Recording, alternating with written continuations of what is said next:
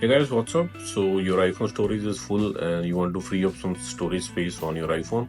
Okay, deleting the trash on your CapCut is a great way to do that. In this quick guide, I'll show you how you can easily clear out CapCut trash folder. So let's start.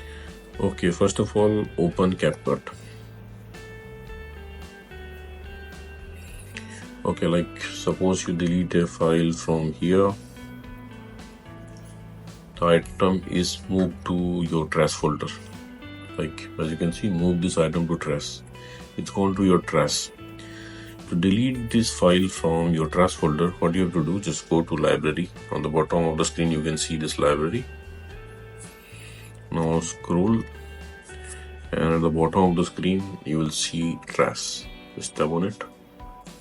So here you will see all your deleted files. If you want to restore, on the right side corner, you will see these three vertical dots. Tap there.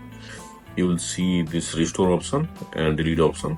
You can delete the file or you can restore the file as you want. To delete multiple file, what you have to do, on the top right corner, tap on this multiple selection. Now select the file you want to delete.